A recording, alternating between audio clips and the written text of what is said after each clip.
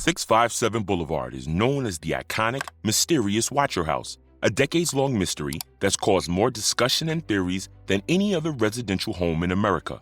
You might have become aware of it after Netflix created a series starring Naomi Watts on the place. Personally, I love the adaptation, but most people who have been following the case did not appreciate the liberties that Netflix took with the story, because in some ways, the true story is even stranger.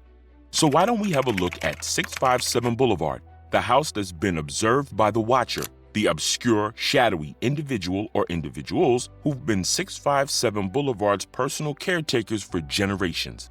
And like I always do, I'm going to start at the very beginning and take it from there. Here's the story of the Watcher of 657 Boulevard. Let's get into it. The Watcher House, as it's now become known as, was first built in 1905 in Westfield, New Jersey, making it 120 years old.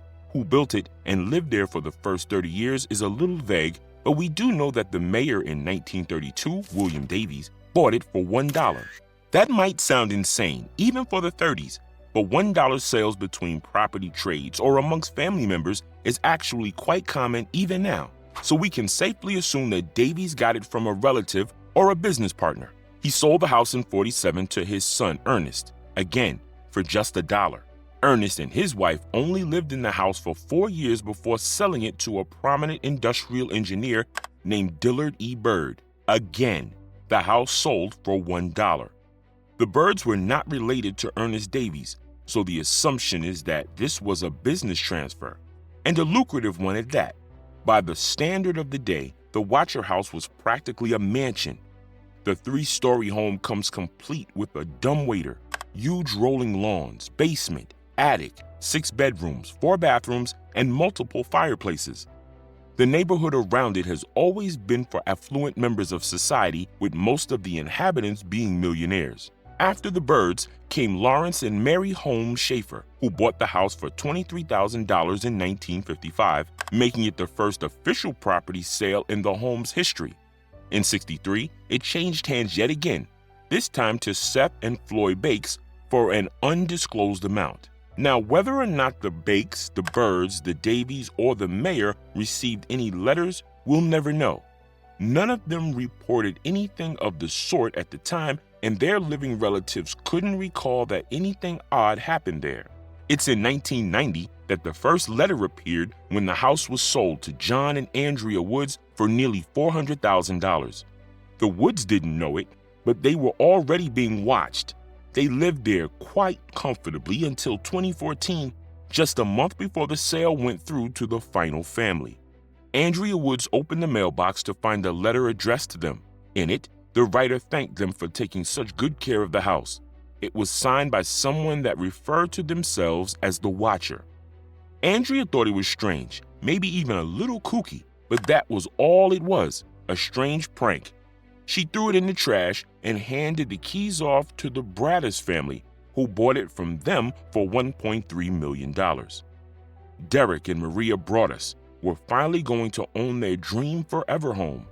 Maria grew up in Westwood, just a few blocks away from 657 Boulevard, and ever since they'd gotten married, it was her dream to return. And I don't blame her. This place is the creme de la creme of the upper middle class. The schools are great. It's safe and, well, Westwood looks like something out of a catalog. All right, so the face of the house gives me Amityville horror vibes, but you can't deny that it's beyond fancy.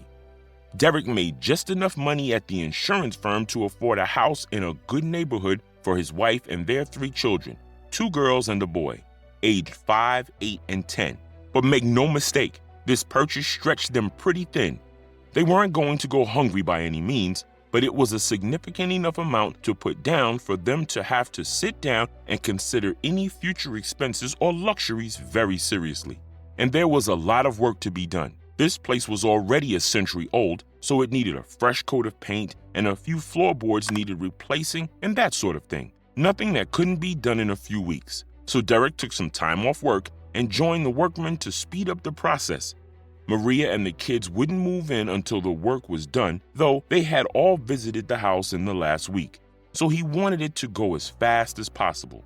On June the 4th, after the workmen had gone home for the day, Derek put in an extra few hours of painting before walking around their new little slice of heaven to turn off all the lights. He stopped at the mailbox before heading out, a habit he'd already developed because a lot of the Woods mail was still being sent to their old address.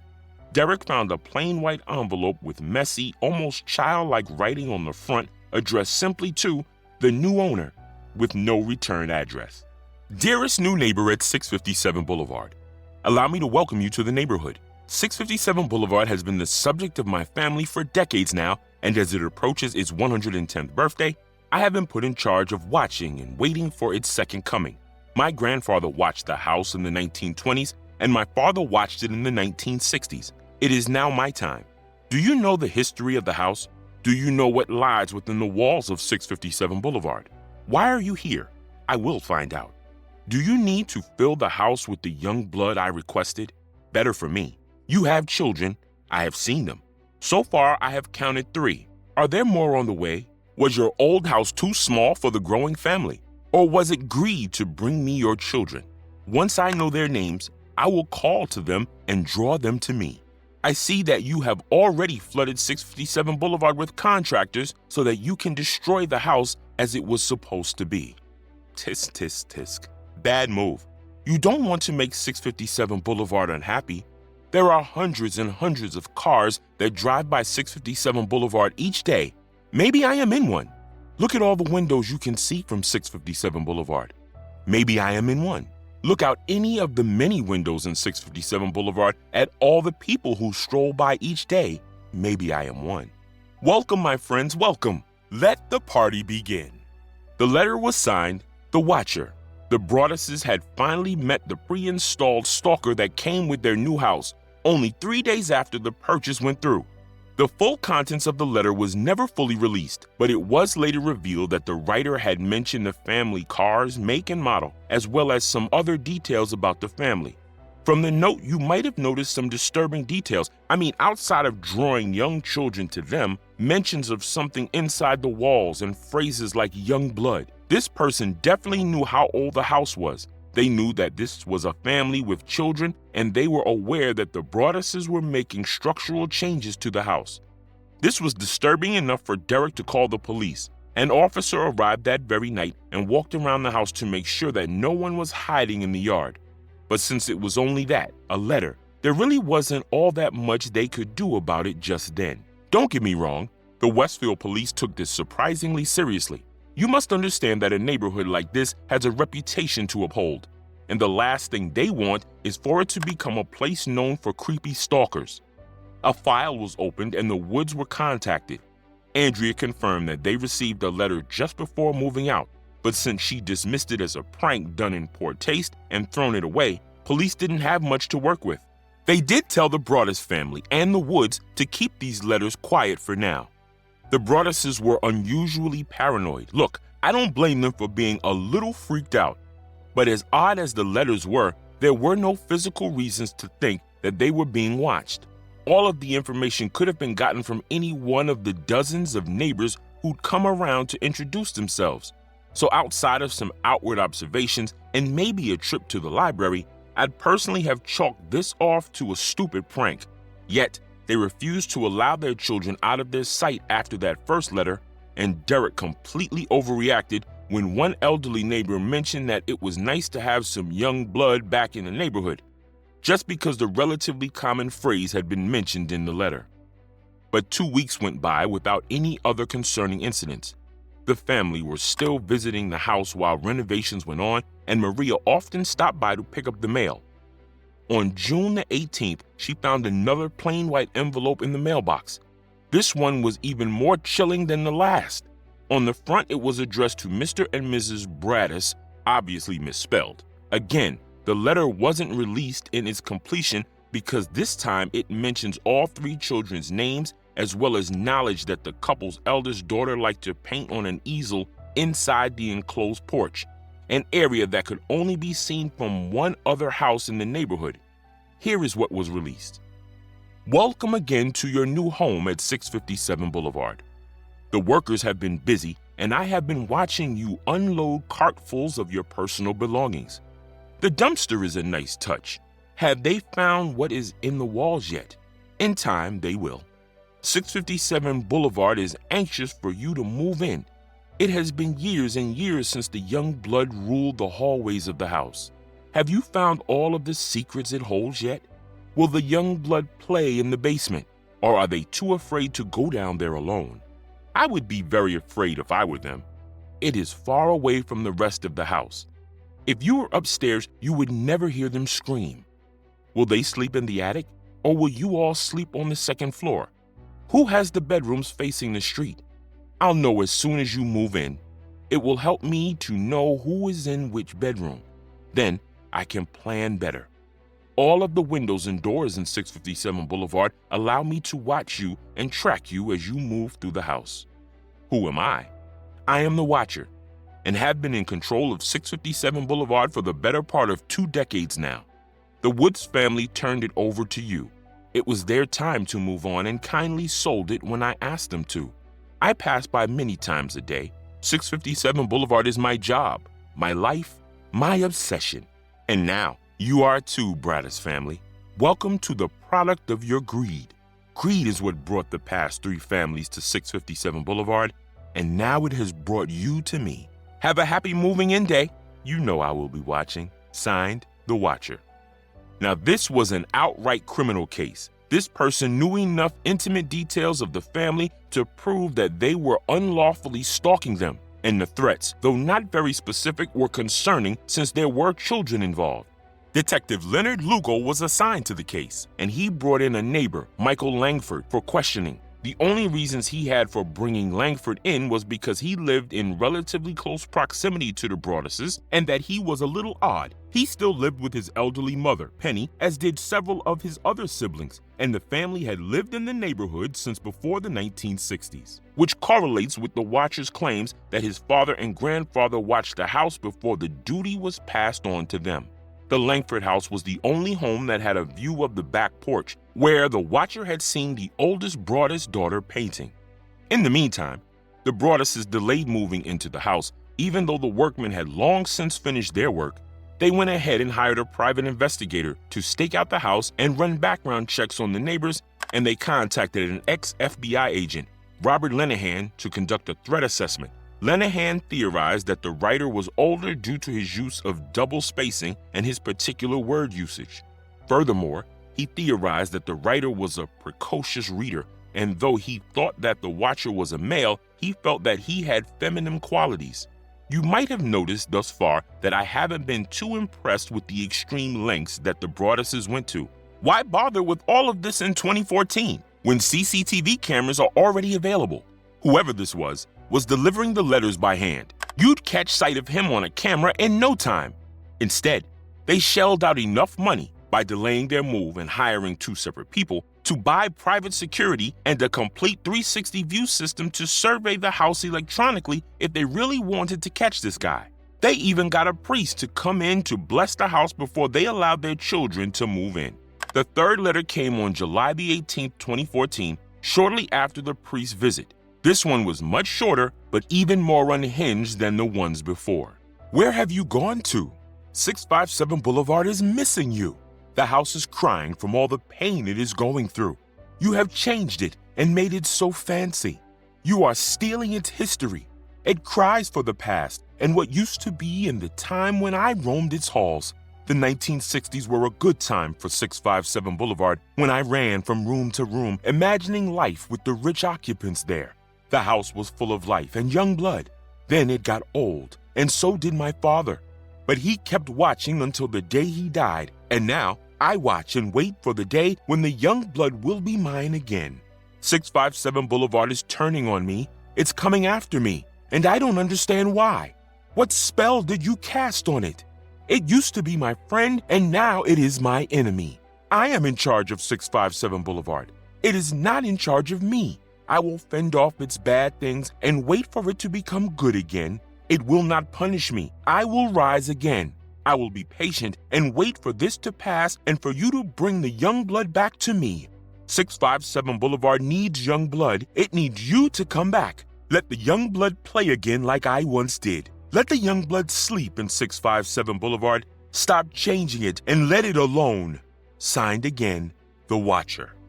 After this point, Derek finally put up security cameras, and he and the private investigator went ahead and dialed their deep dive into the neighborhood up to 11. They found several sex offenders living within close proximity, tested how far a person would need to be from the house in order to hear their conversations from inside, and they even questioned the contractors that worked on the house.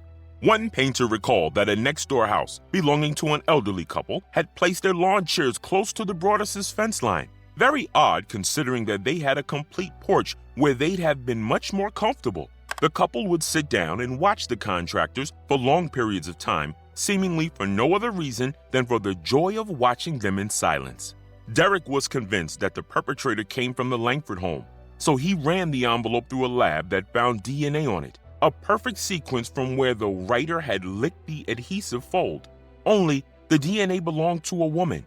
So Derek focused on the Langford's oldest daughter, a woman in her 60s, but with no evidence to validate running the sample against the Langfords or anyone else for that matter to the letters, there really wasn't much more the Broadduses or police could do about the matter. 6 months went by with no more letters, but the family decided to put up the house for sale anyway. The paranoia that had come with the letters was too much for them to bear, and they put it up for sale for $1.4 million, exactly what it had been valued at after they'd finished the remodel. But Derek's incessant investigating made everyone aware of the situation, so the place wouldn't sell. They attempted to sell it to a developer who'd tear the house down, split the property in two, and build 2 smaller houses on each side. But the Westport board shot this idea down soundly. Actually, the whole of Westport were pretty skewed out at the Broadduses by now. After months of PIs snooping around their streets, looking into everybody, they were now attempting to bring down the property value of the whole neighborhood by selling the house to this developer. They dropped the price by $200,000 and still it wouldn't sell. In 2015, the Broadduses sued the Woods for selling them the house without disclosing the letter they received. They wanted the $1.3 million that the house cost, the renovation fees, all of their legal fees covered, and emotional damages. This insane lawsuit, based on 4 rambling letters, reached news stations and reporters flocked to 657 Boulevard to interview the family as well as their very annoyed neighbors. The lawsuit ran on until 2017 before a judge threw the case out. A family were willing to rent the house under the condition that they could walk out of their lease the moment the watcher made an appearance. It took only 2 weeks for them to complain about noises in the roof. Derek arrived at the property to take care of what he presumed were squirrels, but he was handed a letter from the renters that had arrived just that morning. Though the letter was addressed to the renters, it was written for the Broadduses. Here it is. Violent winds and bitter coals to the vile and spiteful Derek and his wench of a wife Maria. You wonder who the watcher is? Turn around, you idiots. Maybe you even spoke to me, one of the so-called neighbors who had no idea who the watcher could be. Or maybe you do know and are too scared to tell anyone. Good move. I walked by the news trucks when they took over my neighborhood and mocked me. I watched as you watched from the dark house in an attempt to find me. Telescopes and binoculars are wonderful inventions. 657 Boulevard survived your attempted assault and stood strong with its army of supporters barricading its gates. My soldiers of the Boulevard followed my orders to a T. They carried out their mission and saved the soul of 657 Boulevard with my orders. All hail the Watcher. Maybe a car accident, maybe a fire, maybe something as simple as a mild illness that never seems to go away, but makes you feel sick day after day after day after day after day. Maybe the mysterious death of a pet. Loved ones suddenly die, planes and cars and bicycles crash, bones break. You are despised by the house, and the Watcher won. By then, Maria and Derek had moved their children into a new house, bought after they borrowed money from family and bought it under an LLC to hide their location from the media. In December of 2017, several residents of the neighborhood, specifically those who'd been the most critical of the family's motives online, to reporters, and to community meetings, received letters in the mail accusing them of contributing to the family's trauma. It accused them of hypocrisy and cruelty. Derek later admitted to writing the letters and paying a delivery man to deliver them by hand to each of the addresses. He openly said that the entire ordeal was emotionally draining and he needed to get the neighborhood's constant criticism of them off his chest. especially after he finally sold the house at a $500,000 loss. The new owners of the home have never received any letters from the watcher or reported anything remotely creepy about the place. A bidding war started between 5 separate studios. Netflix eventually won the rights to the series that was later made, and the Broadduses got a fat paycheck for selling the rights to their story. In 2018, another investigation opened up, but none of the neighbors were willing to give their DNA for another wild goose chase. So this new investigation never went anywhere either. Naturally, the watcher became internet gold, and people have been investigating every single person who's ever owned a house anywhere near 657 Boulevard. But do they really have to look that far for the culprit? Think about it. The only suspects here were a family that was simply pointed out because they were unusual. But every one of the letters were received while the Broadduses were close enough to plant them. The Woods received theirs during the time Derek visited it to make the offer. The rest were all delivered while the house belonged to him, and conveniently only when there were no security cameras put up. The lack of letters after they no longer own the house doesn't add much to their claims either. The female DNA was run against Maria Broaddus, and it didn't match. So there's that at least. But we can't deny that the Broadduses were tight for cash. They were affluent, don't get me wrong, but it was definitely still out of their budget. And no one can deny that they banked off the studio deal big time. We know they got a 7-figure sum for the rights, so they definitely made anywhere between $1 to $10 million on it. The only people in this story that got anything from it were the Broadduses. But hey, maybe it was a multi-generational operation to sit at a window to stare at a house for 120 years. Or I'm a completely cynical old fart and there's really something here. What do you think? A massive con that ran for 4 years? More if you add the Netflix series to that. Or an innocent family that suffered through a harrowing ordeal and no one believed them? Because if that's the case, there's a 70-year-old man out there somewhere who's listening to the whispers of an angry house across the street. Let me know your thoughts in the comments below. And you know the drill by now. While you're at it, don't forget to leave a like and to subscribe. See you in the next one. Cheers.